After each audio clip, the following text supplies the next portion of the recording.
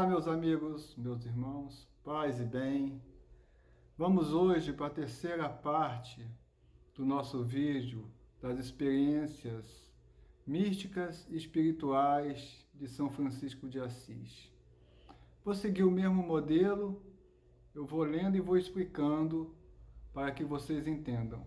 É de suma importância que você acompanhe o primeiro e o segundo vídeo, que são os vídeos anteriores, para entender essa sequência. Francisco teve a experiência de um João Ninguém. Vou te explicar o porquê. Citado pelo pai, diante da autoridade eclesial, quer dizer, diante do bispo, né? Porque as autoridades civis, os cônsulos de Assis, se negaram a atender às acusações do pai. O porquê desta negação, vamos ver depois. Francisco renuncia em praça pública, perante o bispo e o povão, que assiste boquiaberto o drama de Bernardone e tudo o que possui de bens. Veja bem, Francisco teve um problema muito sério com o pai, quando que ele renuncia aos bens e vende, dá aos pobres uma parte daquilo que era de seu pai. Então, o seu pai vai lá, reclama com as autoridades e depois vai e reclama com o bispo de Assis da época. E isso é resolvido de uma forma em praça pública, no meio da população. Então, Francisco se dispõe de tudo diante do pai e diante da igreja.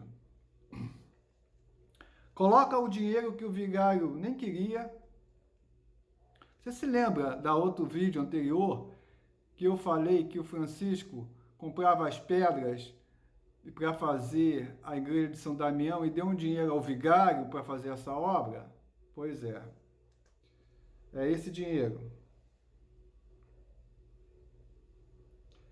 Então, lá, coloca o dinheiro que o vigário nem queria aos pés do pai. Tira as vestes burguesas que usava, colocando-as igualmente diante de seu progenitor. E enquanto o bispo encobre a nudez do jovem com seu manto, esse realiza sua ruptura radical. Até as roupas do corpo, Francisco devolveu ao pai. E ele fala bem assim em público e perante a autoridade da igreja. Até agora chamava Pietro de Bernardone de meu pai. De hora em diante, passo a dizer: Pai nosso que estás nos céus, chegar a hora da grande renúncia e libertação. Ele se torna um João Ninguém. Tudo que tinha, doou aos pés do pai, perante a presença do bispo. A experiência mística e espiritual de um João Ninguém. Daí ele passa para a experiência de um penitente. O movimento penitencial teve grande impulso a partir da reforma gregoriana na segunda metade do século IV.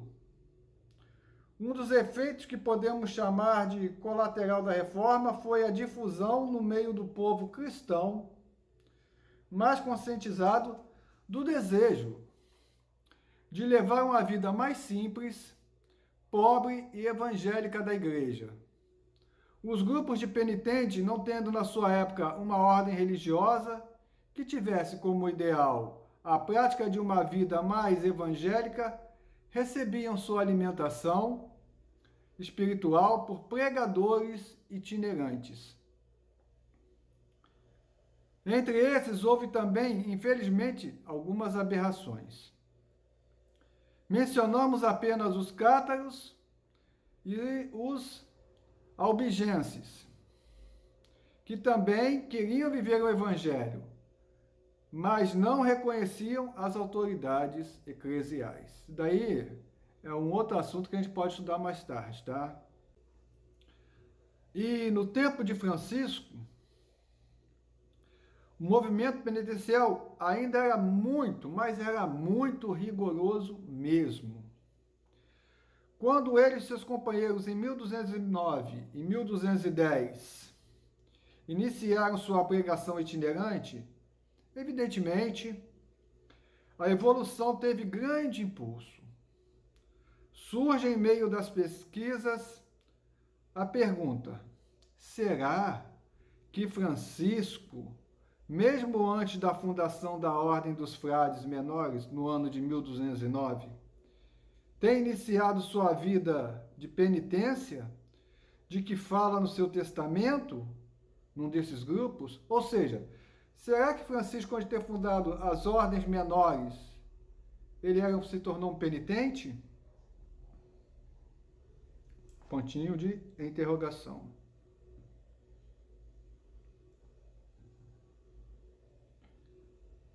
Hoje consideramos isto como bem provável, ou até como certo, como veremos mais adiante.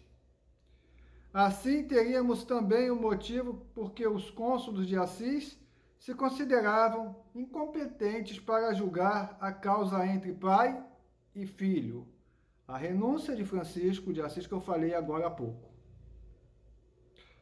Pois o penitente era considerado como pertencente à igreja e podia ser julgado exclusivamente pela autoridade eclesiástica. Então, Francisco de Assis teve essa experiência de um penitente, certamente. E a experiência espiritual com os irmãos. Isso aí foi uma novidade. Já começa a mudar essa realidade. A primeira leva de amigos que tinham o declarado rei da juventude, está lá no primeiro vídeo, tá? Rei da juventude porque tinha bens, era jovem, pomposo, o rei das mulheres, enfim, né? Se tinha evaporado. Quando o dinheiro acabou em seu bolso, agora vem outros, mais sinceros, observando o filho de Bernardone tão mudado. Eles mesmos começavam a buscar o sentido de sua vida. Ficam parados quando ele fala, gravam suas palavras, refletem, voltam, iniciam a sua conversão. Veja bem, o interessante disso, aqui já é um outro Francisco. Aqueles até que o chamavam de louco, agora estão o ouvindo, agora estão prestando atenção, estão se convertendo.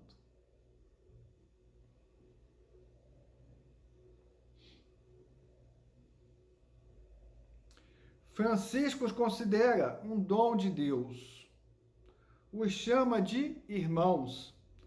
Pouco antes de morrer, escreve no seu testamento: o Senhor me deu irmãos. Bernardo de Quintaville, Pedro Caetani, Silvestre, Guido, Rufino, Leão, Maceu, Ângelo, Junípero. Esses foram os primeiros a chegarem. Mas depois o Senhor enviou centenas e milhares deles. Vamos agora ver as experiências de Francisco com o Cristo cêntrico. O Cristo, o centro do seu todo, da sua vida. Durante as viagens, também muitas vezes, de tanto meditar e cantar Jesus, esquecia-se de caminhar e convidava todos os elementos a louvar Jesus com ele. Veja bem, todos os elementos. Quando se fala elementos, não só pessoas. Animais, a natureza. Tenta entender isso, tá? Francisco não era teólogo de cátedra, nunca se perdia em alturas metafísicas. Servia-se, sim, da corporosidade para exprimir seu cristocêntrico. Inculturava aos confrades o costume de prestar, ao passar perto de uma igreja ou de um cruzeiro, para rezar: nós vos adoramos, Santíssimo Senhor Jesus Cristo, aqui e em todas as igrejas do mundo inteiro. E vos bendizemos porque pela vossa Santa Cruz remistes o mundo. Se você não sabe, essa oração nós fazemos na Quaresma, tá? Na Via Sacra. Essa oração foi feita por Francisco de Assis. Entendeu? Ficou para seus doutos filhos, São Boaventura e Beato João Douros Coutos, ainda no mesmo século, a transpor este cristocentrismo, que se tornou a coluna vertebral da cristologia franciscana, e altas categorias teológicas ao primado de Cristo, que certamente influi as instituições da festa de Cristo Rei pelo Papa Pio XI. Também ele, membro da Ordem Franciscana Secular, a mesma minha, em 1925. Então a gente percebe as influências já de Francisco nos dias de hoje da igreja. Muitas coisas que temos hoje dependem dessas experiências, desse cristocentrismo de Francisco de Assis. E para a gente encerrar, a experiência de um servo fiel, um servo dedicado àquilo que ele escolheu, não olhando mais para trás o que ficou para trás. O Povo Aurélio era um homem profundamente humilde, sincero e fiel. As multidões o aclamavam. Ele dizia: ainda poderei ter filhos e filhas, não me louveis. Olha a consciência de Francisco de Assis. Ou seja, ele dizia: ainda poderei cair em tentação. Não sou santo, não me louveis. Como se já estivesse a salvo, não se deve louvar a ninguém quando não se sabe como há de terminar. Olha que interessante. Falava assim aos admiradores, mas a si mesmo dizia: Francisco, se o senhor houvesse oferecido aos mais desalmados ladrão os dons que recebeste, saberia agradecê-los e corresponderia muito mais do que tu. Olha a humildade de Francisco aqui presente, né? Ninguém deve iludir-se exaltando-se injustamente por coisas que também um pecador pode realizar. Olha que exemplo. Pois um pecador pode jejuar, orar, chorar e disciplinar a própria carne. Só isto não pode fazer ser fiel ao Senhor. Havia perfeita coerência entre o que dizia e o que fazia. A maior dificuldade nossa de cristãos é essa coerência. Sabe, estou transmitindo para você, eu fazer e você botar isso também na sua vida. Eu colocar isso em minha vida. É a dificuldade que nós cristãos temos porque somos pecadores. Mas o intuito é sempre perseverar. Quando cair, se levantar e seguir o caminho em frente, em rumo àquilo que o Senhor tem guardado para nós. Havia perfeita consciência. Em tudo, seguia os passos de Jesus, de sorte que os confrades perguntaram: é o Cristo ou o Pai Francisco que está passando ali pelo caminho? Entregando-se de corpo e alma ao Cristo, tinha o ardente desejo de reunir todos os homens num só rebanho, de levar a boa nova a todos os povos. Paz e bem. Obrigado por estar aqui. Divulgue o vídeo, se inscreva no canal. Tenho tido uma certa alegria de pessoas que não são cristãs aprendendo e achado tão bom esses vídeos.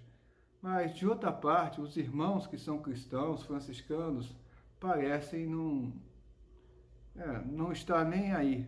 Essa é a realidade. Nós temos que ser verdadeiros com os fatos. Mas que Deus abençoe nós todos, paz e bem, e até o próximo vídeo.